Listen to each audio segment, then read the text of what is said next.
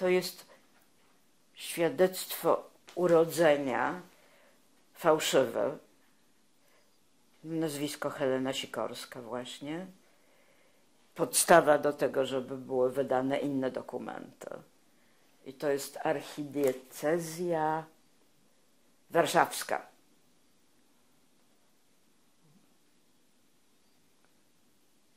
I tam są, a rodzice jak są wpisani? Tam są rodzice wpisani? Więc wpisani są fałszywi rodzice.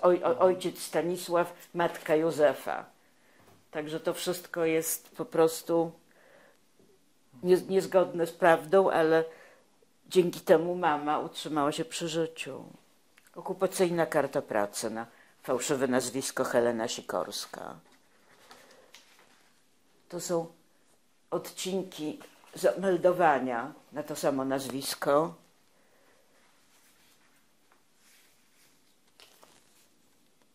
Przesunę.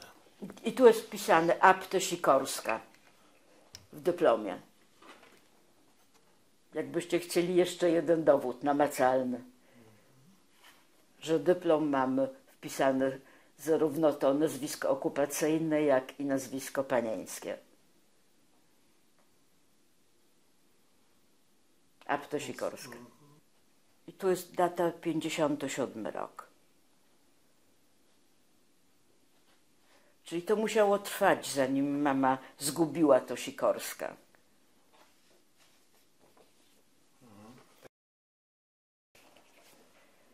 No więc ja przeczytałam stosunkowo niedawno, w czasie pandemii, jak nie było co robić, to zabrałam się do przeglądania domowego archiwum. No i znalazłam notatki mamy, które sporządzała, przygotowując się do rozmowy z reprezentantem Shoah Foundation. I to było w 96 roku chyba. Już nie pamiętam, co jest, tam jest data jakaś. Tak. No i było jeszcze, i więcej było w tym, co mama nagrała dla Fundacji Shoah. Na przykład tutaj tylko wspomina, o tym już nawet chyba nie napisałam, że pociąg na sąsiednim torze. To mama mówiła w swoich nagranych wspomnieniach, że koniec wojny w zasadzie, ona jedzie w jedną stronę do Berlina prawdopodobnie, a to jest tym pociągiem szpitalnym, a z drugiej strony jeńcy wojenni Niemcy do Niemiec.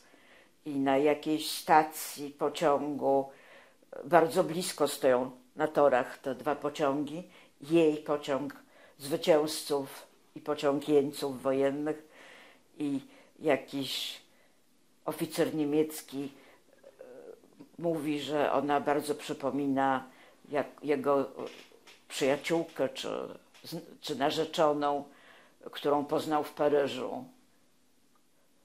I czy ona ma coś z tym wspólnego, czy była kiedyś w Paryżu i że strasznie jest głodny, chciałby od niej kupić chleb i pokazuje mamie, że ma jakiś sygnat. To mama mówi mu, że nigdy nie była w Paryżu, że na pewno jego nie znała ani innych oficerów niemieckich i że mogłaby mu dać chleb za darmo, ale nie chce od niego tego sygnatu. Na pewno ktoś przy jakiejś innej stacji bardzo się ucieszy i da mu za to chleb, a ona nie ma na to ochoty. I on popatrzył na nią jakoś dziwniej. Pociągi pojechały każdy w swoją stronę. Moja mama z rodziną mieszkali na Pańskiej 69 bodajże i mieli takie szczęście, że ten dom był na granicy ze stroną aryjską. Dzięki temu nie musieli się przeprowadzać do getto, bo już byli w tym miejscu. Do nich dołączyła część rodziny, która mieszkała poza tym terenem. Było ciasno, było głodno, było chłodno, bardzo ciężko, ale mama pisze we wspomnieniach, że ich problemy to było nic w porównaniu z tym, co cierpieli ludzie, którzy byli wysiedleni z innych miast, którzy byli bezdomni, nie mieli nic zupełnie. Pisała o dzieciach, które żebrzą na ulicy, o trupach, które leżą na ulicy przykryte gazetami. No i opisywała też, że na początku ci ludzie, którzy mieszkali w getcie, warszawiacy tak zwani, którzy byli jako tako urządzeni, że żyli względnie normalnie, że funkcjonował teatr, kino, koncerty, były restauracje, ludzie spotykali się i mama pisała, pamiętam, że nie bała się będąc w getcie, bała się za każdym razem, jak wychodziła poza teren getta. W getcie czuła się w jakiś sposób bezpieczna. Przynajmniej zanim zaczęło się polowanie, ta akcja w 1942 roku, w sierpniu. I kto jeszcze znalazł się w getcie No z rodziny? W getcie była cała rodzina mojej mamy w zasadzie, czyli jej ojciec, matka, dwóch braci, bo jeden postanowił wyjechać przez zieloną granicę do Wilna, bo stamtąd pochodziła jego żona. No i mama miała kuzynów, kuzynki, ciotki, wujków. Mój dziadek miał 10 rodzeństwa. Było 8 chłopców i 3 dziewczynki. I wszyscy zginęli albo w getcie warszawskim. Wiem, że jedna z sióstr mojego dziadka poszła z mężem dobrowolnie z Umschlagplatz, bo wierzyli wtedy jeszcze, że jadą do pracy. To oni w 1942 roku na przykład poszli sami i z dymem, że się tak wyrażę. Wiem, że ojciec mojej mamy zginął w jakiejś akcji w styczniu 1943, natomiast bracia mojej mamy zginęli w powstaniu w getcie. A mama wyszła z getta dzień przed powstaniem i miała zdobyć jedzenie dla siebie i dla braci, wrócić z powrotem. Ale nie mogła wrócić, bo getto było otoczone. I mama przeżyła, bo miała dobre papiery, dobry wygląd i znała tylko polski język. To była rodzina asymilowana.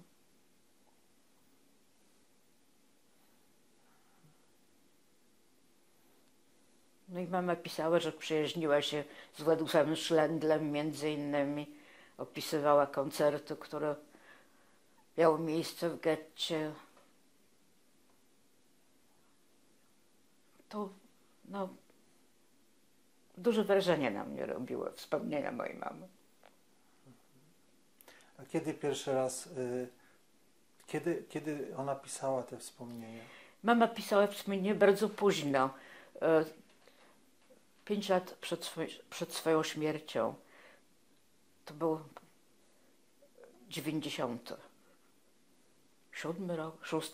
Wtedy, kiedy przygotowywała się do nagrania swoich wspomnień dla fundacji, dla Shoah Foundation, dla Schindlera. To wtedy robiła notatki, a przedtem tylko nam opowiadała czasami urywkowo.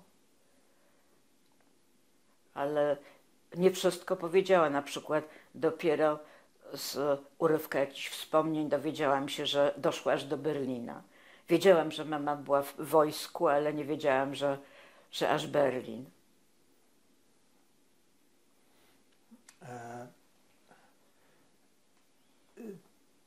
Czy no właśnie przed emigracją ty byłaś świadoma? Przed wyjazdem mama mówiła o swoich losach wojennych? Mama mówiła trochę o swoich losach wojennych, mówiła o rodzinie przed wojną, o antysemityzmie na Uniwersytecie Warszawskim, o Dniu bez Żydów, o tym, że mama studiowała prawo przed wojną w Warszawie i w 1939 roku że nikogo z żydowskich studentów nie dopuszczono do egzaminów, ponieważ nie mieli stempla, że uczestniczyli na wykładach, a chłopcy bali się chodzić na wykłady, dlatego że byli bici. Narodowcy mieli długie bardzo laski zakończone żyletkami i mieli kasztety. I jak tylko widzieli chłopców Żydów, to się na nich rzucali. Także wielu profesorów było dosyć przychylnych i mama, która miała dobry wygląd, była kobietą, mogła wchodzić do profesorów i prosić ich, żeby dawali stemple w indeksach różnych studentów, że zaliczyli, że chodzili na wykłady, ale był jeden profesor, narodowiec, który był dziekanem bodajże wydziału, odmawiał i w związku z tym, że nikt z nich nie miał stempla, że zaliczyli wykłady tego profesora, to ich nie dopuszczono do egzaminów i dzięki temu mama mogła udowodnić po wojnie, że studiowała w Warszawie prawo, dlatego że to akurat informacja o tym, że ich nie dopuszczono do egzaminu i wyliczone nazwiska zachowało się w papierach uczelni. Także mama mogła po wojnie kontynuować studia. No i getto ławkowe, że studenci Żydzi mieli stemple w swoich indeksach, że mają siedzieć w ławkach bodajże nieparzystych, nie pamiętam w tej chwili. I dosyć często woleli stać i wysłuchiwać wykładów na stojąco, albo siadali w tych ławkach aryjskich tak zwanych. I mama pisała, że kiedyś ją wynieśli, dwóch narodowców wyniosło ją z sali wykładowej, bo siedziała nie tam, gdzie powinna i potem zasalutowali i powiedzieli, cała przyjemność po naszej stronie. Także Wersal.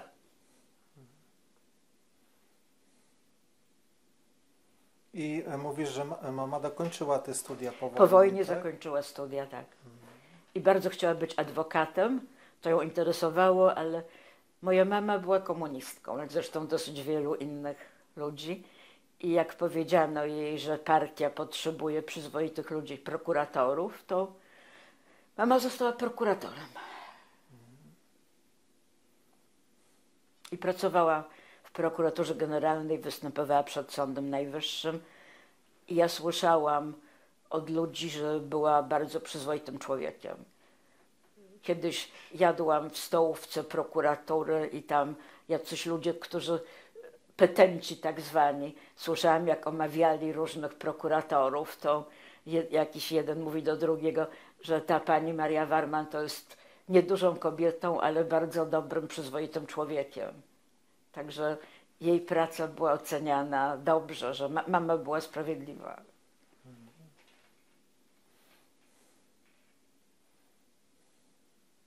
I gdzie mieszkaliście w Warszawie? Najpierw mieszkaliśmy w willi na Saskiej Kępie, bodajże na Angorskiej, a potem jak powstał MDM, to przy Placu Konstytucji. Plac Konstytucji 4, 5 piętro. I od której strony? Wyjście od Koszykowej. I ponieważ 5 piętro, to dosyć często jakieś transparenty tam wieszano, jak było jakieś 1 maja, czy 22 lipca, czy tego typu rzeczy, żeby były widoczne z daleka. Nam zasłaniano okno, ale rodzice dostawali bilety na jakieś występy w filharmonii, czy w sali kongresowej, jako rekompensatę za to, że nam zasłaniano okna przez pewien czas, przez te transparenty. A czy twoja rodzina, czy twoja mama, czy twoi rodzice mieli kontakt ze środowiskiem żydowskim tutaj po wojnie? Oczywiście, dopóki nie wyjechaliśmy, ale nigdy nie byłam w Tescarzecie, moi rodzice też nie i nie chodziliśmy do synagogi. Zresztą mama pisała we swoich wspomnieniach, że jej rodzice chodzili do synagogi tylko raz do roku, na Jom Kippur i mieli książkę do nabożeństwa w języku niemieckim. Mama pamiętała okładkę, że to była czarna okładka ze srebrnymi palmami. Także wszyscy wiedzieli dokładnie, że jesteśmy Żydami, ale tradycje były świeckie. I mama pisała, że była choinka w domu, jak mama była mała. Także...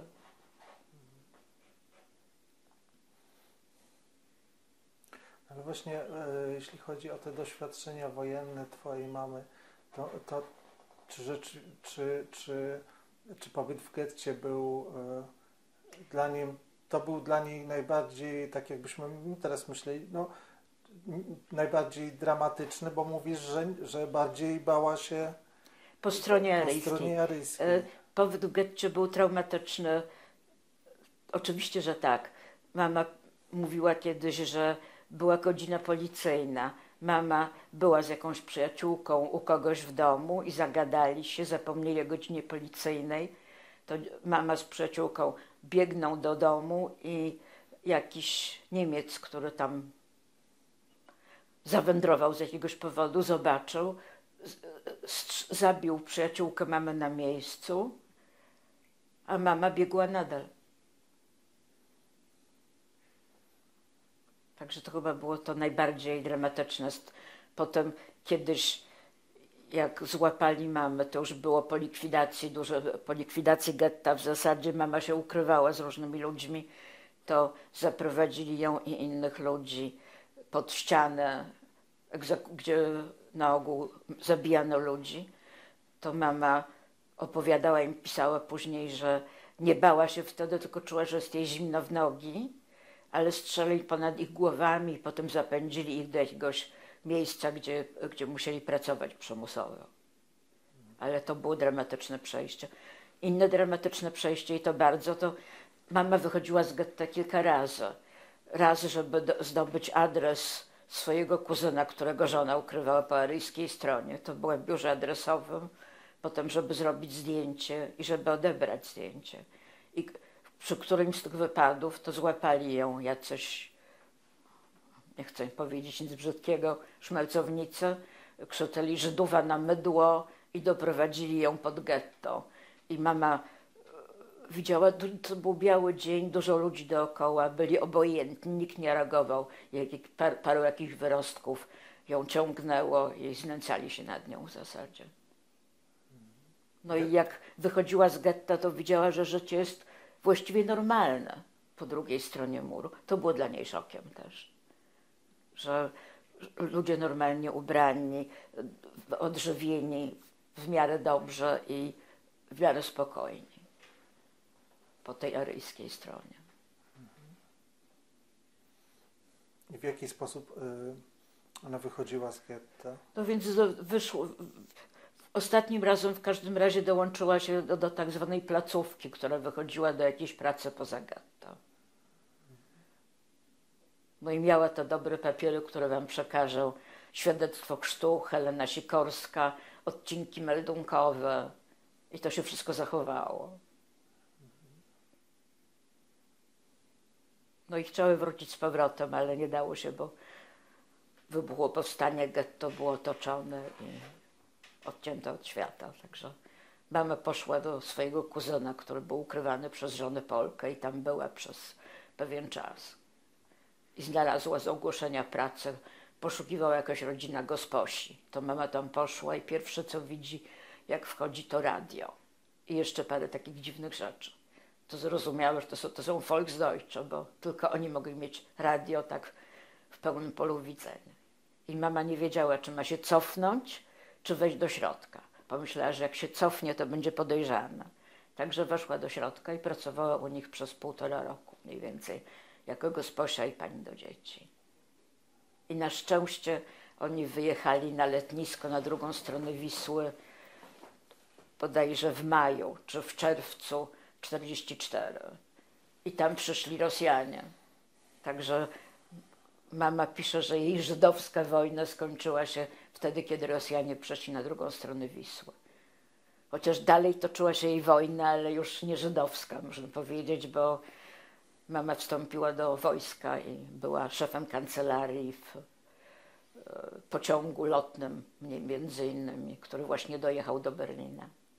Chociaż przez chwilę była podejrzana. Ktoś doniósł Ruskim, że pracował u Volksdeutschów i ktoś oskarżył ją o szpiegostwo. Ale był jakiś oficer, Żyd rosyjski, który zaczął rozmawiać z mamą i uwierzył w to, co mówiła i została wypuszczona. Potem właśnie mogła wstąpić do wojska. A w którym roku się mama urodziła? 18. W sierpniu, 24 sierpnia. Ale nie wiem, dlaczego jej tata zgłosił mamę dopiero we wrześniu. Także w papierach wszystkich miała datę urodzenia 24 września. I jak się nazywała z domu? Apte. I jest opowieść w rodzinie mamy, że rodzina pochodziła z Francji, ponieważ jest miejscowość Apte we Francji. A wiadomo, że Żydzi często brali nazwiska od miast, w których się urodzili. I wiem na pewno, że ojciec mojej mamy, jego bracia i siostry mieli guwernantkę francuskę i że mówili w domu po francusku. Także przypuszczam, że coś z tej, że to jest prawdziwe chyba. Dlatego, że skąd dla dzieci mieszkających w Polsce, urodzonych w Polsce, francuska guwernantka. Także z Napoleonem przypuszczalnie ktoś przybył i został. No i wiem, że moja rodzina mieszkała w Warszawie od pokoleń. Jest kilka grobów, które się zachowały. Na przykład jest grób dziadka mojej mamy, grób babci mojej mamy i stryja taty mojej mamy się zachowały. Na Okopowej? Tak. Ja chyba wysłałem ci informację, mi się wydaje. Tak, teraz pamiętam. Tak. A czy mama, no nazwisko, imię, które otrzymała na urodzeniu, to była Maria? Czy Helena Marelka, o ile wiem. Bo o to mi chodzi, czy ona wróciła jakby po wojnie do swojej Mama wróciła po wojnie. tożsamości prawdziwej. Tak, Helena Sikorska to było okupacyjne, a wróciła po wojnie nawet już po ślubie z moim tatą. Także nazywała się już Maria Warman, ale za wszelką cenę chciała, żeby Apto było uwidocznione, także wróciła do nazwiska panieńskiego. No bo mówi się, no to znasz ten temat właśnie o tym byciem, tak jak ty jesteś, byciem dzieckiem ocalałych, czy ocalałej. Jak ty na to patrzysz? Jakie było twoje doświadczenie bycia dzieckiem ocalałej? W domu zawsze było dużo jedzenia, dlatego że mama bała się głodu i raz w życiu wróciłam do domu po godzinie 12 ze studniówki. Mama siedziała na krześle, spała, zasnęła jak siedziała, czekała na mnie, ale czekała na mnie siedząc.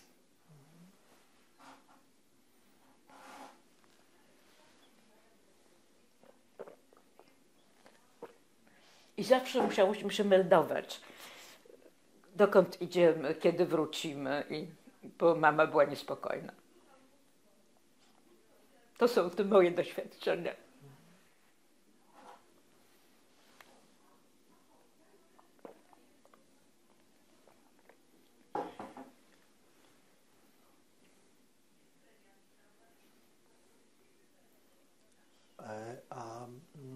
Chciałem zapytać,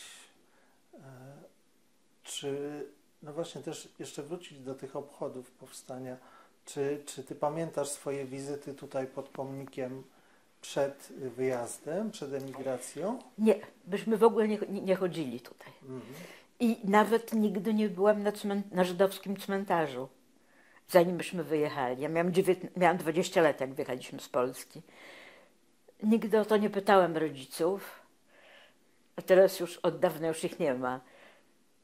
A o tym, że rodzina mojej mamy, że są groby, to odkryłam dopiero w czasie pandemii, jak siedziałam przy komputerze i widziałam w internecie. Natomiast wiedziałam zawsze, że mój dziadek, ojciec mojego taty, który zmarł przed wojną, jest pochowany na żydowskim cmentarzu, ale nigdy tam nie byliśmy. Być może rodzice chodzili na cmentarz, ale bez naszej wiedzy. Także ja zaczęłam chodzić na cmentarz, odwiedzać dziadka, ojca mojego taty, po emigracji, jak już wolno nam było tu przyjeżdżać. A teraz odwiedzam już te jeszcze 3 dodatkowe groby z rodziny mojej mamy. I wiem, że stryj mojego dziadka był jakimś chyba wpływowym i zamożnym człowiekiem, Markus Apte, ponieważ on ustanowił stypendium dla studentów Żydów, którzy studiują prawo, z pierwszeństwem dla tych, którzy noszą nazwisko Apte. I dzięki temu moja mama mogła studiować przed wojną właśnie dlatego, że jej rodzina nie była bogata, a studia kosztowały.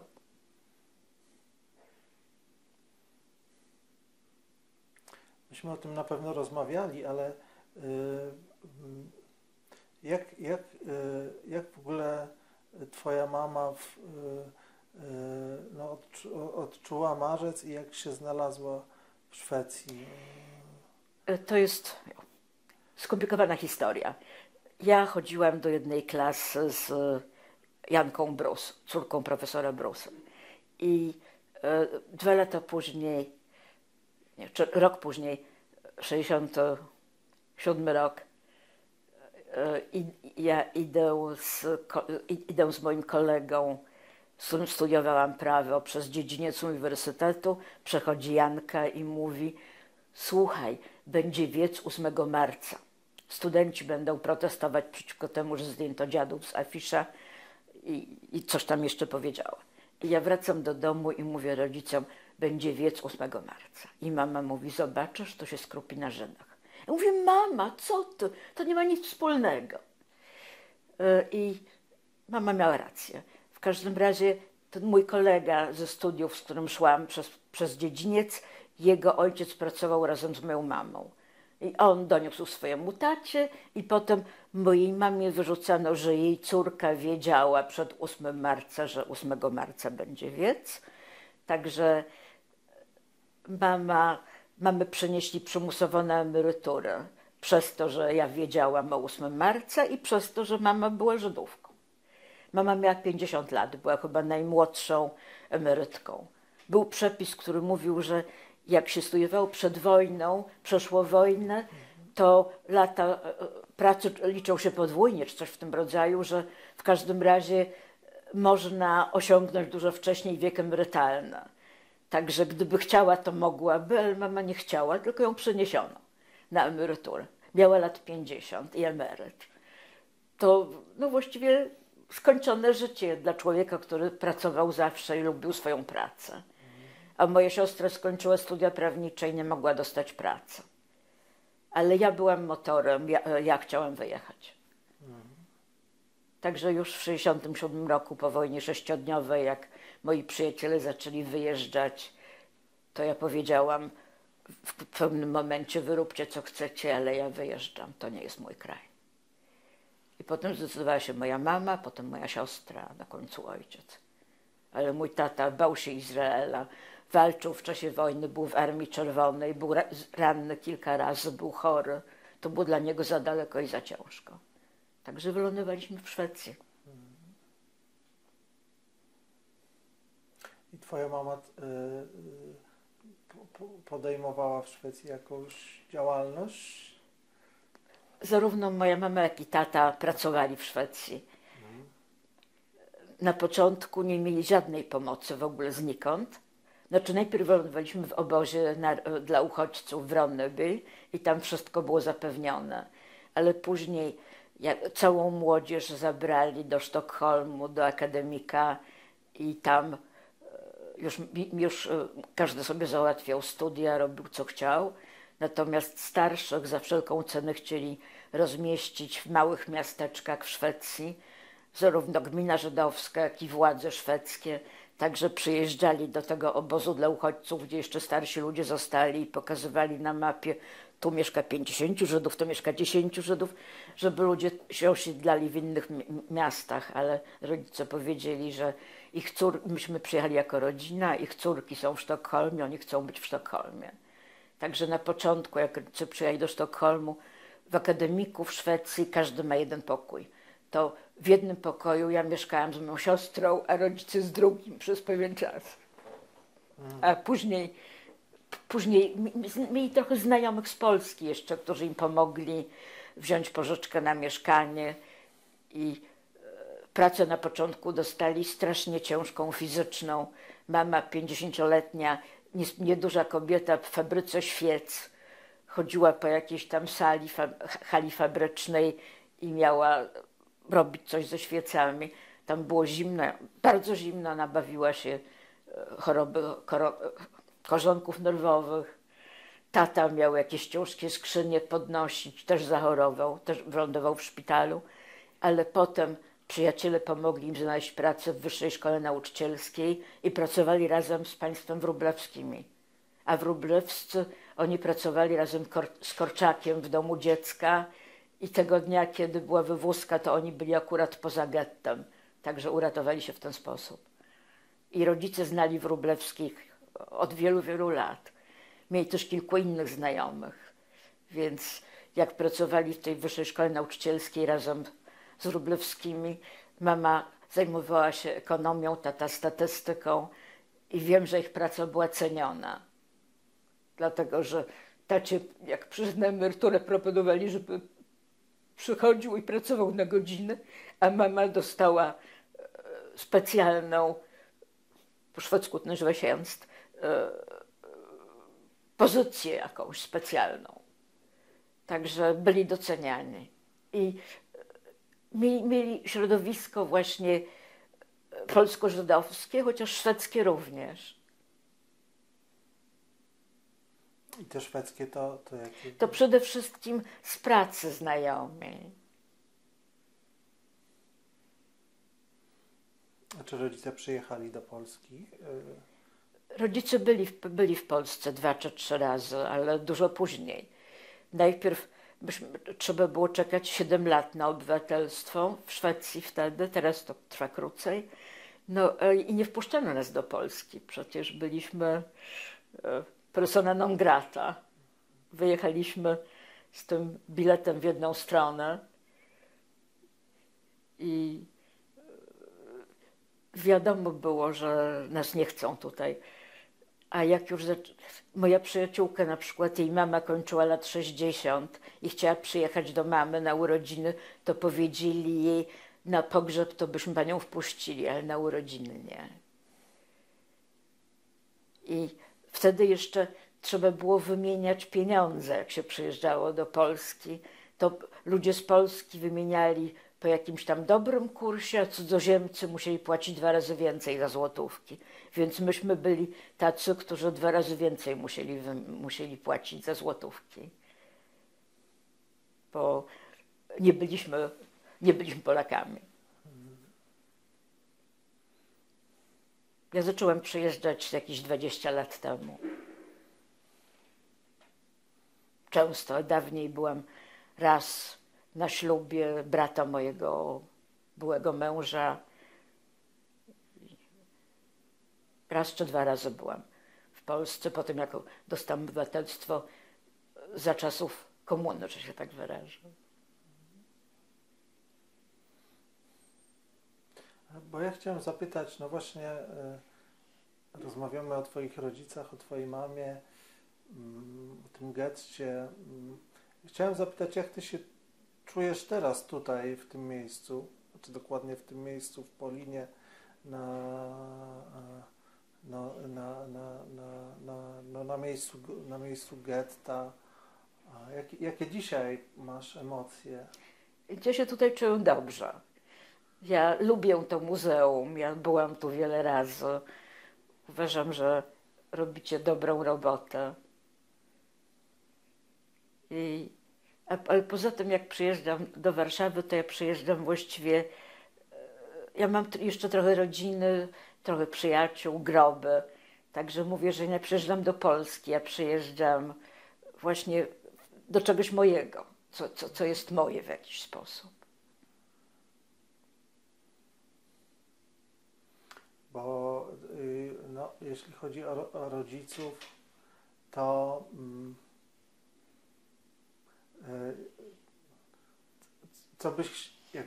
co byś chciała o nich powiedzieć najważniejszego?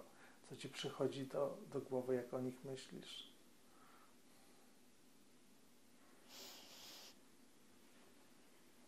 Po mojej mamie, że miała bardzo ciężkie życie.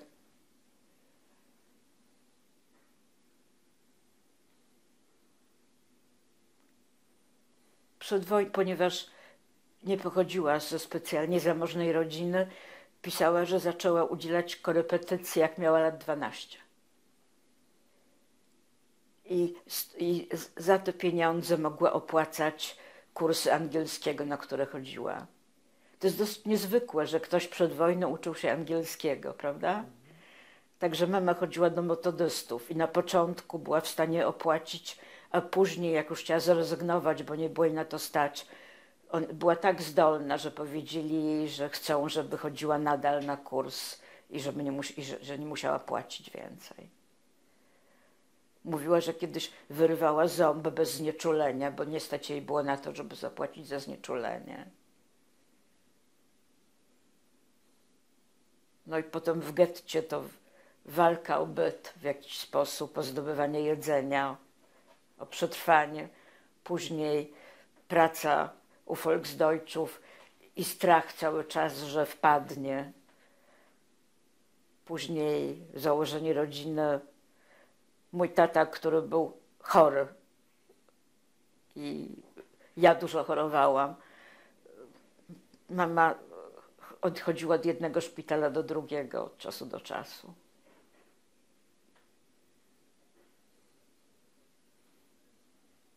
A tata, no, przez to, że był ranny kilka razy w czasie wojny, miał do końca życia jakieś odłamki w czaszce i nie można było tego operować. Miał tinnitus, cały czas słyszał jakiś hałas. Nie był specjalnie towarzyski przez to, dlatego że to mu przeszkadzało w rozmowach. A mama jakoś dostosowała się do tata.